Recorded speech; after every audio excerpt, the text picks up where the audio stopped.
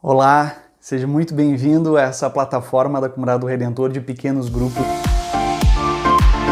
Nós temos conversado a respeito da essência de um discípulo, aquilo que Jesus falou, ensinar a obedecer. Não é simplesmente transmitir conteúdo, não é simplesmente a gente absorver algumas informações, mas é a gente praticar aquilo que a gente ouviu da parte de Jesus.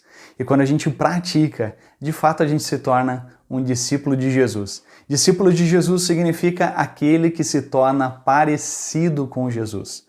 E por isso nós vamos olhar para as bem-aventuranças, o maior sermão, a maior pregação de todos os tempos, a pregação de Jesus.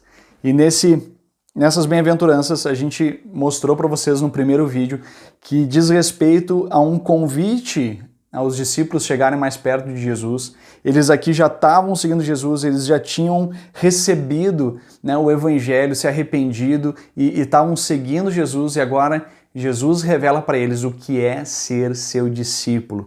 Algumas coisas muito fundamentais. E hoje nós vamos falar sobre uma bem-aventurança que ela é incrível. A segunda bem-aventurança fala assim: bem-aventurados os que choram, pois serão consolados. Em outras palavras, felizes os que choram, porque serão consolados. Essa é uma palavra que parece ser muito contraditória de Jesus. Essa é uma palavra que parece ser, na verdade, oposta a tudo aquilo que a gente busca. Felizes aqueles que riem, felizes aqueles que festejam, felizes aqueles que comemoram, mas Jesus fala felizes aqueles que choram. John Stott fala uma frase que marcou a minha vida e me fez pensar. Existem muitas lágrimas cristãs e são poucos os que a vertem.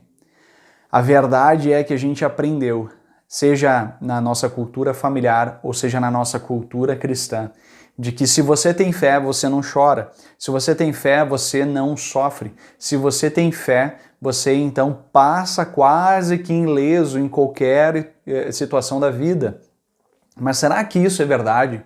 Será que ser cristão, ter fé em Jesus, é não chorar, é ser insensível às questões da vida? Será que Jesus foi assim? Será que Jesus ele viveu nessa terra, passou por essa terra de forma insensível à dor dos outros, de forma insensível às coisas que aconteciam sobre a sua vida? Por isso, essa é o tema da nossa conversa. Felizes são os que choram, porque eles serão consolados. Jesus, a Bíblia narra que ele chorou 3 vezes. Por que Jesus chorou? Primeira delas, em João 11, fala sobre a morte de um dos seus melhores amigos, chamado Lázaro. E a Bíblia diz: Jesus chorou. E as pessoas olharam para Jesus, e essa comoção de Jesus levou a uma certa sentença. Eles falaram: olha, vejam como este o amava. Jesus, ele sentia a situação e ele se comovia com essa situação. Jesus chorou diante da morte de um amigo. Segundo, Jesus, ele chorou diante da cidade de Jerusalém. Quando ele viu a incredulidade do povo, quando ele viu a maneira como o povo não o estava reconhecendo, nem o seguindo, e a resistência do coração, então isso fez Jesus chorar. Segunda vez, Jesus chora pela incredulidade das pessoas. E terceiro, Jesus chora diante da angústia da morte. Lá no Getsêmani, ele estava aguardando o momento que ele seria preso e iria para a cruz. E lá ele chora pela terceira vez. Jesus chora essa angústia da morte, de assumir a morte no nosso lugar. Jesus chora por 3 vezes. E a pergunta é: será que a gente tem seguido de fato Jesus? Por que eu faço essa pergunta? Porque existe uma promessa em torno dessa bem-aventurança. Felizes os que choram, porque serão consolados. E eu tenho absoluta certeza de que a fé cristã, ela é vivenciada pelas pessoas que são sinceras de coração, pelas pessoas que são verdadeiras, pelas pessoas que demonstram a realidade do seu coração. A Bíblia diz, o Salmo 51, que Deus ele não rejeita os de coração quebrantado, coração contrito, arrependido. Deus não despreza essas pessoas. Ou seja, o choro aqui que Jesus está ensinando, o choro o qual ele quer que a gente experimente de uma maneira enfática, é o choro do arrependimento. Você, na primeira sentença, ele diz que os felizes são os pobres em espírito, ou seja, aqueles que reconhecem a sua condição. A segunda bem-aventurança fala sobre a maneira que você se constrange diante do seu pecado. A gente deve chorar, se arrepender dos nossos pecados, a gente deve clamar pelo perdão do Senhor e sentir a dor das consequências do nosso pecado. Todo pecado que nós temos na vida tem consequências, e essas consequências não diz respeito muitas vezes só a gente, mas as pessoas à nossa volta. Por isso Jesus diz, a gente precisa chorar por isso. Chorar pelo nosso pecado, pessoal. Chorar pelas consequências das nossas atitudes na vida de outras pessoas.